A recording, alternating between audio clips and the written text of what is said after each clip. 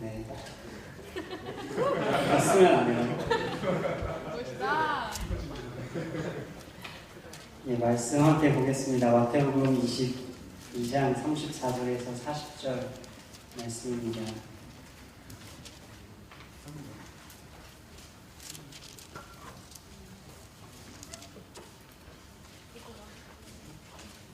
마태복음 22장 34절에서 40절 말씀입니다.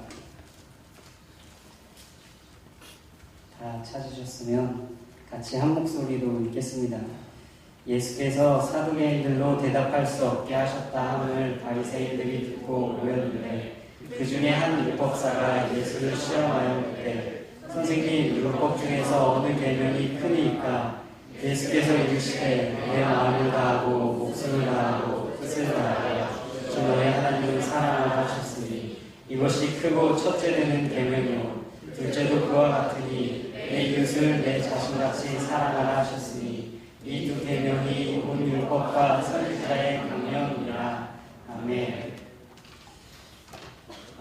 여러분 만나 뵙게 돼서 너무 반갑습니다. 저는 청소년부를 담당하고 있는 장우진 전도사입니다.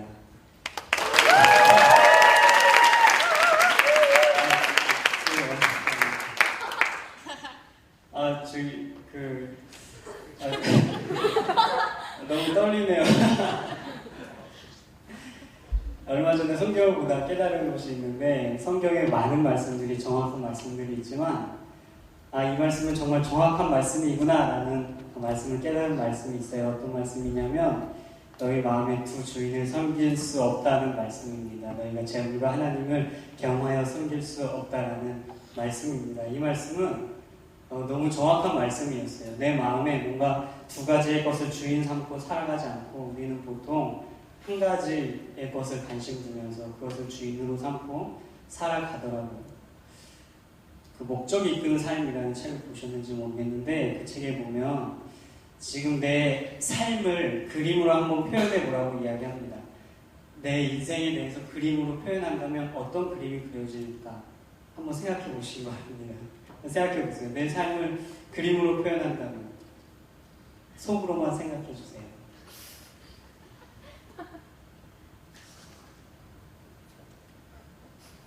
꼭 그림이 아니고 어떤 이미지여도 좋아요.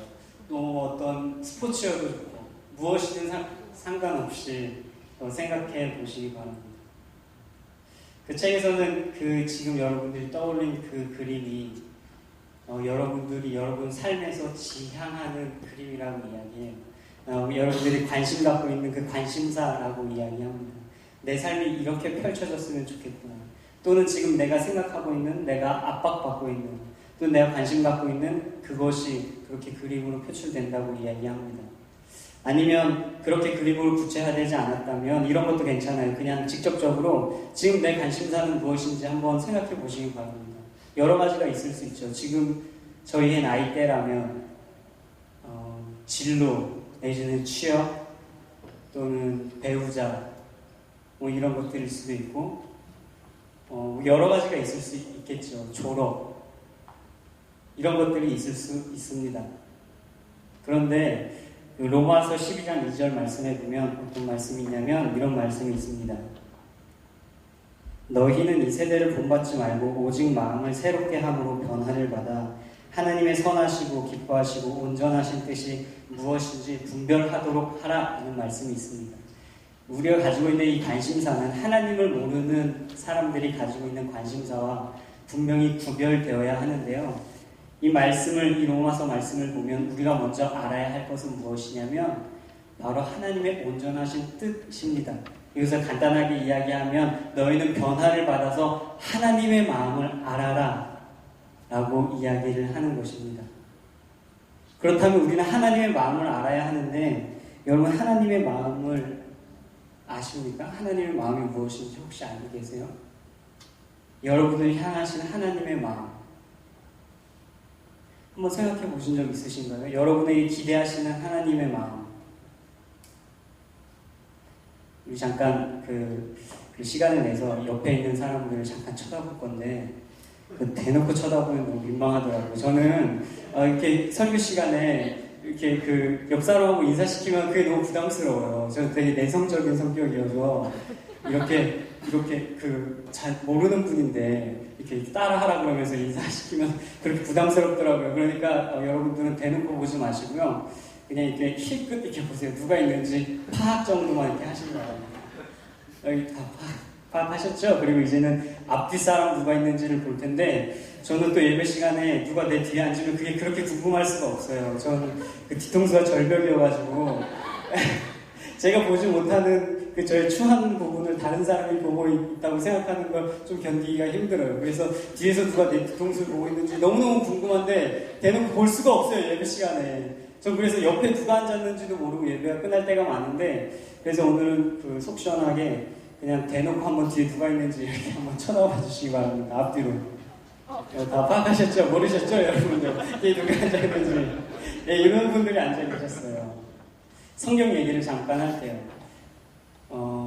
성경은 총 다들 아시는 말씀이겠지만 그래도 혹시 오늘 처음 나오신 분들을 위해서 말씀을 드릴게요. 성경은 총 66권으로 되어 있습니다. 그렇죠? 이 성경책이 그냥 한 권의 성경책이 아니고 오랜 기간 동안 여러 사람들의 여러 저자들을 통해서 여러 장소와 시대를 거치면서 여러 문서들이 모아져서 만든 책이 성경책입니다.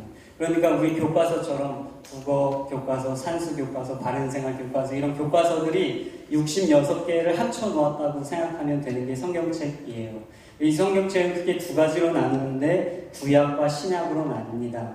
그래서 구약은 예수님이 태어나기 전에 쓰여진 문서들이 구약이고요. 예수님이 태어난 다음에 쓰여진 문서들은 신약입니다. 이건 아동부에서 가르치는 건데요. 구약은 총 몇 권일까요?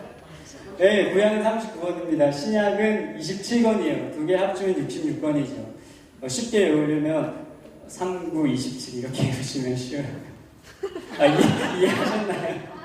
3, 9, 27 이렇게 외우면 쉬우세요. 그리고 덧셈하면 66권. 어쨌든 이런 책이 성경책인데 성경은 어떤 사람들이 썼냐면 하나님의 마음을 깨달은 사람들이 글로 쓴 책이 성경책입니다. 그러니까 기도를 하든지 아니면 무엇을 하든지 전에 쓰여진 문서를 읽다가 깨달았든지 하나님의 마음을 깨달은 사람들이 이것이 하나님의 마음이구나. 하나님 나한테 말씀하시고자 하는 말씀이구나 라고 생각하고 그것을 글로 써놓은 문서들을 모아서 나중에 66권을 추려냈는데 그것이 지금 저희가 보고 있는 성경책입니다. 그래서 성경에는 무엇이 담겨있냐면 하나님의 마음이 담겨 있습니다. 그래서 우리는 성경을 보면 하나님의 마음을 알 수 있습니다. 그 성경에서 이야기하는 하나님의 마음은 무엇이냐면 이것은 제가 깨달은 말씀입니다. 제가 깨달은 성경이 이야기하는 하나님의 말씀은 아까 우리가 힐끗 쳐다봤던 옆에 있는 사람과 대놓고 쳐다봤던 앞뒤에 있는 사람, 그 사람들을 사랑하며 사는 것, 이것이 하나님의 마음입니다. 성경에 나와 있는 하나님의 마음입니다.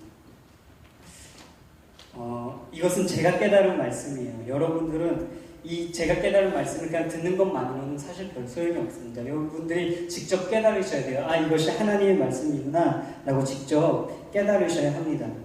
하나님을 사랑하고 사람을 사랑하며 사는 것, 이것이 성경이 이야기하는 하나님의 말씀인데 이웃을 사랑할 때 그 말씀은 아마도 그 사랑한다는 것은 이런 것이 아닐까 싶어요. 제가 은미를 사랑하는데 은미가 지금 제가 담당하고 있는 청소년부 선생님입니다. 그래서 은미를 사랑하는데 청소년부 선생님이라서 사랑해요. 그리고 뭔가 청소년부에서 이렇게 제가 하는 일에 열심히 도와주고 은미가 있어야지만 이 모든 일들이 수월하게 돌아갈 수 있어서 제가 은미를 사랑합니다. 이런 것은 성경이 이야기하는 사랑은 아닌 것 같아요. 성경이 이야기하는 사랑은 은미를 사랑하는데 그냥 제가 너무 사랑스러운 거예요. 그냥 저 존재 자체가 너무 사랑스러운 거예요. 그냥 이 존재 자체가 뭔가 나에게 유익을 주는 그런 사랑이 아니고 그냥 있는 그 존재 자체만으로도 사랑스러운 그런 사랑을 이야기하는 것 같아요.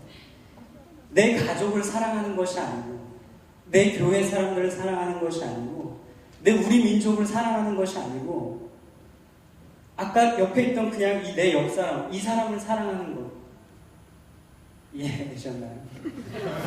내 가족을 사랑하는 것이 아니고, 내 교회 사람들을 사랑하는 것이 아니고, 우리 민족을 사랑하는 것이 아니고, 그냥 내 옆에 있는 이 사람, 이 사람이 내 가족이라서가 아니라, 내 교회에 같이 다니는 사람이 아니라서가 아니라, 그냥 이 사람 존재 자체가 너무 사랑스러운 거예요.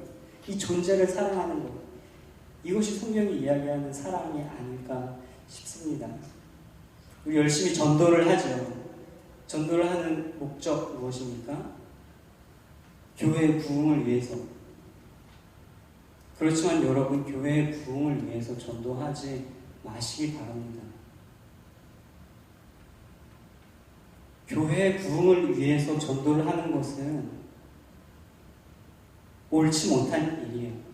우리가 전도를 하는 이유는 우리 교회의 부흥이 아닙니다. 내가 속해 있는 어떤 단체에 불리기를 위해서가 아니라 그 사람을 사랑하기 때문입니다. 그 사람을 사랑하기 때문에 전도하는 거예요. 열심히 교회 부흥을 위해서 전도해서 청년교회 200명, 300명, 400명 함께 예배드리면, 그러면 좋을 수 있겠죠. 여럿이 함께 예배 드리면 좋을 수 있겠죠. 그렇지만 사랑 없이 교회 부흥을 목적 삼아서 200~300명 같이 예배드리면 그건 교회에 와서 상처받을 사람 200~300명 그냥 끌어다가 앉혀놓는 것과 별반 다를 것이 없어요. 물론 제가 극단적으로 말씀드리고 있습니다. 사랑 없이 전도하는 사람이 어디 있겠어요. 물론 전도할 때 다 사랑을 가지고 하면서 교회 부흥을 위해서 하지만, 그렇지만 제가 말씀드린 것은 우리의 목적을 분명히 해야 된다는 것이에요. 교회의 부흥을 위해서가 아니라 그냥 그 사람을 사랑하니까 열심히 사랑하다 보면 교회가 저절로 부흥되는 것이지. 우리 이 목적을 뒤바꿔서는 안 됩니다. 교회를 소중히 여기지 마시고 한 사람 한 사람을 소중히 여기시기 바랍니다. 사람이 모여서 만들어진 것이 교회인데 그렇지 않으면 모두가 상처받고 떠나가지 않겠습니까? 잃어버린 어린 양을 찾는 목자의 기우가 아마 이런 마음이 아니었을까 싶어요. 한 마리 잃어버린 양을 찾으러 갈 때 그 목자가 내가 저 양을 찾아오면 다른 양들이 감동을 받아서 더 열심히 새끼를 낳고 양들이 불어나겠지? 이런 목적을 가지고 그 양을 찾으러 간 건 아니지 않습니까? 양이 없어졌을 때 아무 생각도 안 들고 그냥 그 양 잃어버린 그 마음만 들면서 그 양을 사랑하는 마음으로 아무 정신없이 그 양을 찾지 않았을까 하는 생각이 듭니다. 바로 그런 마음, 그것이 지금 성경이 이야기하는 내 이웃을 사랑하는 그 마음이지 않을까 싶습니다. 제가 중학생 때 열심히 하나님께 기도를 했던 적이 있어요. 우리 청소년부 선생님들은 아실 텐데 제가 어떤 기도를 했는지 아실 거예요. 어떤 기도를 했냐면, 하나님, 제가 한 달 동안 진짜 열심히 기도할 테니까, 하나님을 믿고 기도할 테니까 하나님 제 키 180cm부터 되게 해주세요. 이렇게 기도했어요. 하나님 기도를 들어주셨을까요? 안 들어주셨을까요? 안 들어주셨죠. 안 들어주셨어요. 그래서 지금 요모양 요걸로 하고 있어요. 안 들어주셨어요.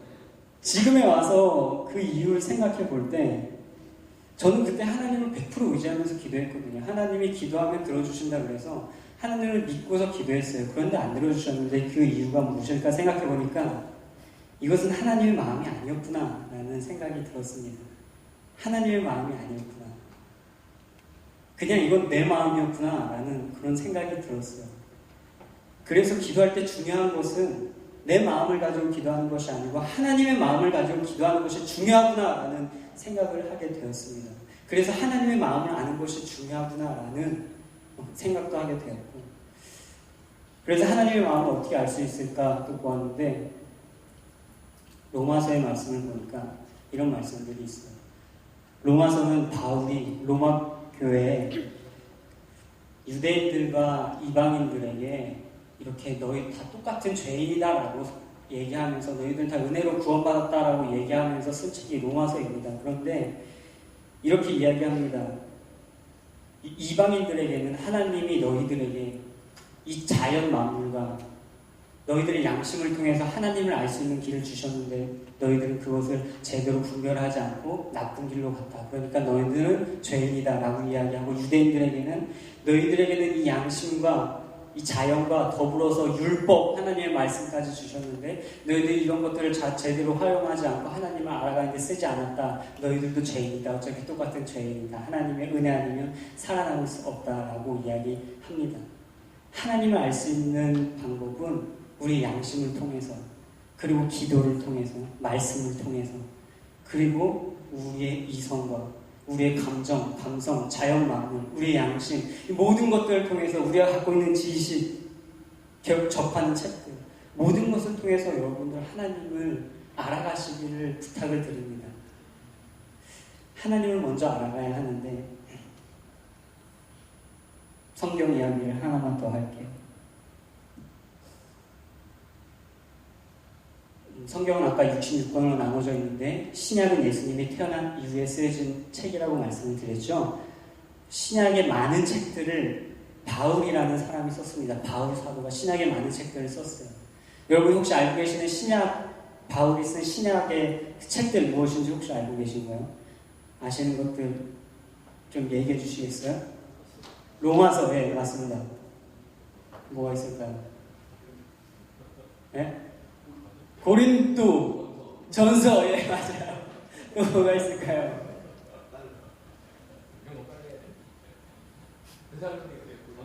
데살로니가 전서, 예. 또 뭐가 있을까요? 빌립보, 네, 많이 하시네요. 여기 한 분에게서 많이 나오고 있어요. 신약 성경이 총 27권이 있는데 그 중에 많은 부분을 바울 사도가 예수님이 돌아가시고 난 후에 편지들로 썼다고 해서 우리는 그 편지들을 바울 서신이라고 이야기합니다. 그 중에 뭐 이런 것들이 있죠. 고린도 전서, 데살로니가 전서, 빌립보서, 빌레몬서, 뭐 디도서, 뭐 이런 여러 가지 책들이 있어요. 그런데 많은 학자들이 이것을 어떻게 나누냐면 어떤 것은 바울이 진짜로 쓴 것이다 라고 이야기하고, 어떤 것은 바울이 진짜 쓴 것이 아니고 바울의 후대 사람들이 바울의 이름을 빌려서 바울과 비슷한 문체로, 비슷한 억양으로 같은 신학 사상을 가지고 썼다라고 이야기를 합니다. 많은 학자들이. 그 중에 우리가 알고 있는 골로새서와 에베소서도 바울이 썼다라고 이야기하는 책인데요. 그래서 바울이 진짜로 썼다라고 이야기하는 그런 서신들은 총 7개가 있습니다. 뭐 이것저것 7개가 있어요. 그 서신들을 우리는 제1 바울 서신이라고 얘기합니다. 바울이 진짜로 썼다고 학자들을 주장해서. 그리고 바울의 이름을 빌려서 썼다라고 이야기하는 다른 서신들, 목회 서신이나 뭐 이것저것들은 제2 바울 서신이라고 이야기합니다. 그 중에 골로새서와 에베소서는 제2 바울 서신에 들어가요. 그러니까 바울이 직접 쓴 것이 아니고 누군가 바울의 이름을 빌려서 썼다라고 이야기합니다. 그 차이점이 뭐냐면 이 1서신과 이 골로새서, 에베소서를 제2서신으로 분류하는 그 이유는 뭐냐면 믿는다라는 이 단어를 쓰는데 바울이 직접 쓴 서신들에는 믿는다라는 이 단어가 항상 동사 형태로 나온다는 거예요. 뭔가 역동적인 동사의 형태로 나오는데 골로새서나 에베소서에는 이 믿는다라는 단어가 동사 형태가 아니고 그냥 명사로 믿음, 이렇게 정적인 형태로 나온다는 겁니다. 그래서 이것은 바울에게서는 있을 수 없는 일이다라고 이야기하면서 골로새서, 에베소서를 제2 바울 서신으로 이야기하는 것입니다. 주장하는 것이죠. 바울은 믿음을 결코 정적인 무엇인가로 표현하지 않았어요.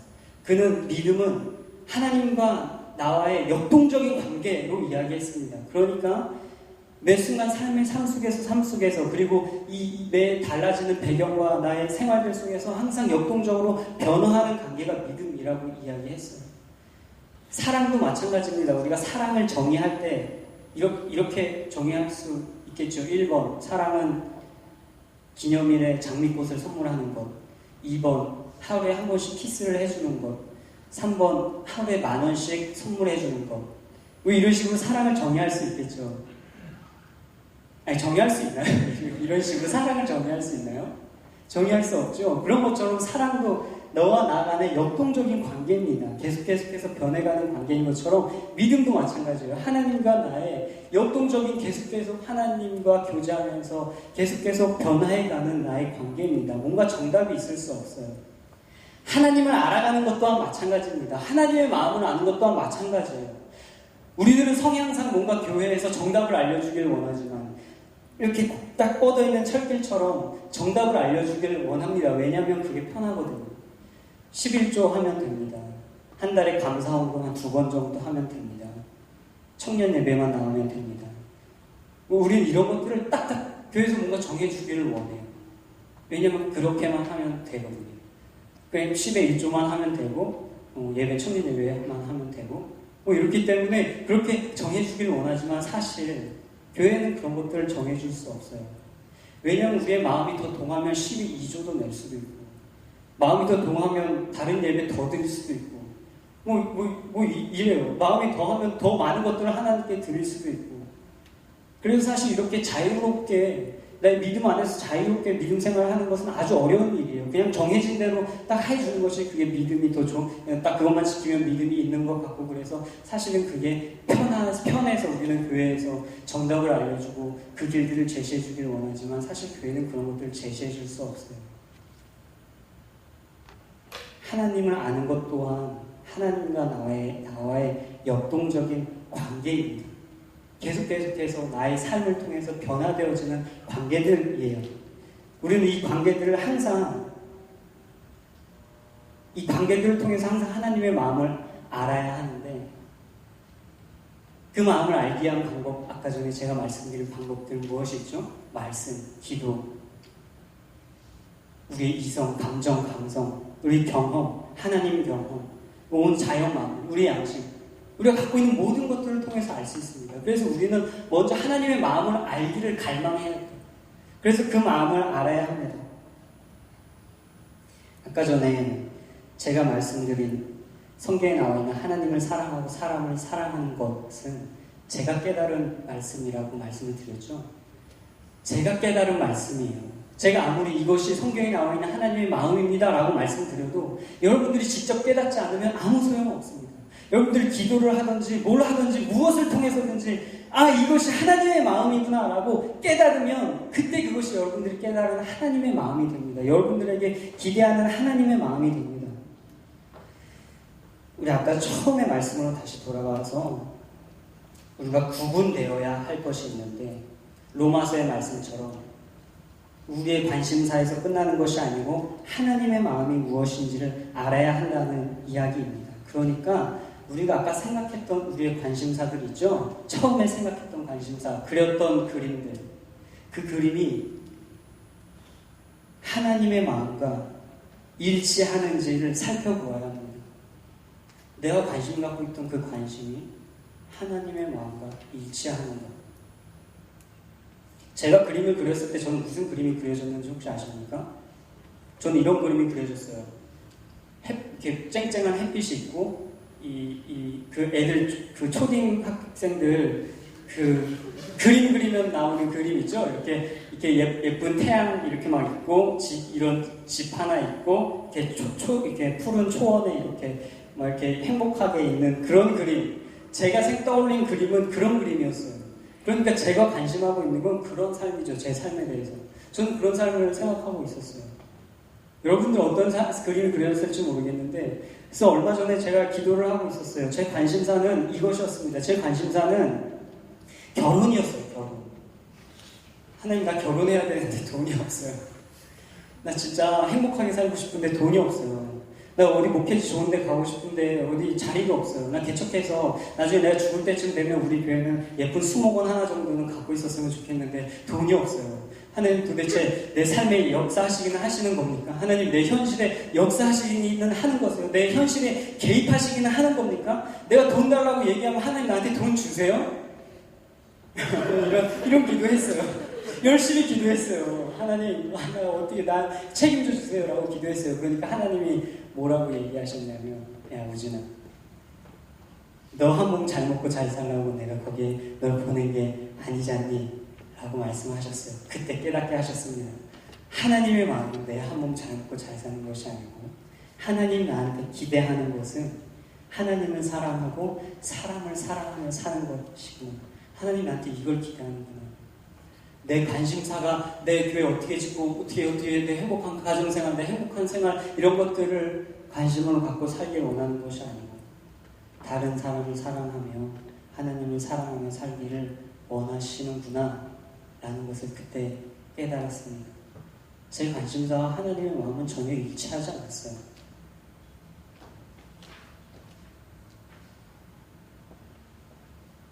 여러분들이 아까 생각하셨던 그 관심사를 다시 한번 생각해 보시기 바랍니다. 하나님의 마음과 일치하십니까? 혹시 하나님의 마음을 깨달으셨다면 그 마음과 여러분들의 관심사는 일치합니까? 대부분 저와 비슷하실 수도 있어요. 나의 배우자 또는 나의 진로, 진학, 나의 졸업, 나의 취업, 우리 가족의 평안과 행복, 우리 교회의 부흥, 우리 민족의 잘삼, 다 이런 걸 수 있는데 초점이 우리는 언제부턴가 하나님께 기도할 때도 그렇고 초점이 나 중심적인 초점이 되었어요. 내 인생 중심의 초점이 되었어요. 하나님 초점이 아니고 하나님이 원하는 하나님 중심의 초점이 아니고 나의 꿈, 나의 비전들, 나의 욕심들, 나의 문제들 온통 이런 것들로 가득 차게 되었습니다. 우리 모두가 알고 있다시피 우리의 인생을 위해서 하나님이 존재하는 것이 아니죠. 우리의 인생을 위해서 하나님이 서포트해주는 건 그런 게 아닙니다. 오히려 하나님을 위해서 우리 인생 전부가 존재한다고 이야기해야 할 것인데 그렇지만 우리의 삶은 그렇지 못했어요. 우리의 관심사는 그렇지 못했어요. 온통 우리의 마음들 뿐이었습니다. 우리의 관심사들. 언제부턴지 교회가 자꾸 복 이런 얘기를 하는데 자꾸 복 이런 얘기를 해요. 그렇지만 예수님이 말씀하신 복은 그냥 이런 거예요. 마음이 가난한 것, 애통하는 것, 온유한 것, 의에 줄이고 목마른 것, 뭐 이런 것들입니다. 예수님이 말씀하신 복. 그리고 예수님은 부자가 천국에 들어가는 것이 낙타가 바늘길을 통과하는 것보다 더 어렵다고 말씀하셨어요.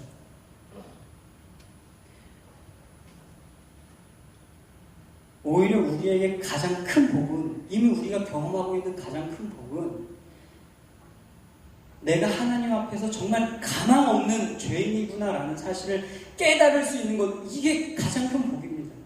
이것을 깨달으면 하나님의 사랑이 얼마나 큰지 알 수 있고 그 사랑을 알면 내 인생이 얼마나 행복한지 알 수 있기 때문이죠. 이게 가장 큰 복이에요. 우리 인생이. 더 이상 어떤 은혜가 우리에게 필요합니까? 이제는 우리가 하나님을 위해서 뭔가를 하면서 하나님의 마음에 맞게 살아야 하지 않겠어요?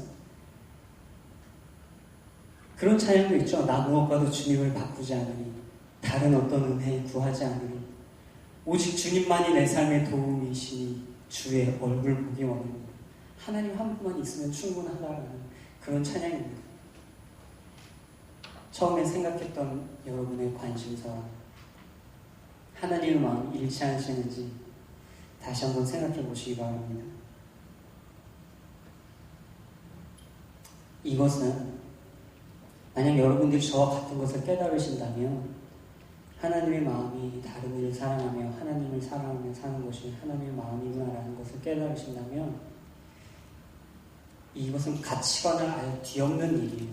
우리의 가치관을 아예 뒤엎는 일이에요. 나 중심적인 가치관을 다른 사람 중심으로 하나님 중심으로 살아가게 하는 가치관을 아주 뒤엎어버리는 일입니다. 그리고 아주 이상적인 생각이죠. 너무너무 이상적인 생각이에요. 그렇게 살면 얼마나 모두 좋겠어요. 그렇죠? 그렇지만 그 이상적인 삶, 그 이상적인 생활이라고 해서 결국 포기해서는 안 됩니다. 결국 흘려버려서는 안 돼요. 이상적이지만 우리는 계속 끊임없이 그것을 위해서 노력해야 하고 도전해야 합니다. 그래서 아까 말씀드렸던 모든 것들을 동원해서 우리는 어떻게든 하나님의 마음을 알기를 강구해야 되고 하나님의 마음을 알았다면 이제 그것과 내 마음을 일치시키기 위해서 우리는 노력하고 그 마음대로 살아가기 위해서 노력하고 노력해야 합니다. 혹시 깨닫지 못하셨더라도 성경이 이야기하는 그 마음이 하나님을 사랑하며 사람을 사랑하는 그 마음이라는 사실을 말씀을 통해서 깨달으시기 바라고 그렇다면 이제 우리의 가치관을 좀 바꾸시기 바랍니다. 혹시 이렇게 생각하시는 분도 계실 거예요. 지금 마음이 너무 어렵고 다른 일을 생각할 여유가 없고 내 삶의 문제들로 가득 차서 다른 이들을 돌보아볼 여유가 없으신 분들은 하나님 그렇다면 너무하신 것 아닙니까? 어떻게 내 인생 돌보지 말고 그냥 다른 이들을 위해서만 살라고 하시는 말씀입니까? 라고 이야기하실 수 있어요. 그런 분들에게는 억지로 가치관을 바꿔야 됩니다라고 말씀드리지 않을게요. 하나님을 통해서 여러분들 삶의 문제들을 충분히 위로받으시기 바랍니다. 그리고 그 문제들이 해결되어질 때쯤, 그것이 더 이상 나의 문제로 여겨지지 않을 때쯤이 되면 그때는 다시 부탁드리기를, 그때는 이제 다른 사람을 향해서 여러분들의 관점을, 여러분들의 가치를 이제는 조금 틀어왔으면 좋겠습니다. 설교를 정리합니다. 오늘 설교의 포인트예요. 먼저 하나님의 마음을 아는 것이 중요합니다. 어떻게 하냐면 교회는 정답을 알려줄 수 없기 때문에 여러분들 모든 것들을 동원해서 하나님의 마음을 알아가기에 힘쓰셔야 합니다. 그리고 그 마음과 내 마음이 일치되기 위해서 노력하셔야 합니다. 이것이 오늘 키포인트예요. 그렇게 하나님의 마음을 깨닫고 하나님의 마음에 맞게 하나님이 기대하시는 대로 살아갈 때에 하나님의 나라가 이 땅에 이루어질 것입니다.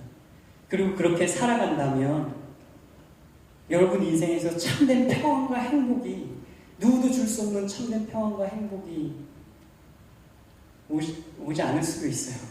오지 않을 수도 있어요. 그렇지만 괜찮아요. 그런 거 오지 않아도 괜찮아요.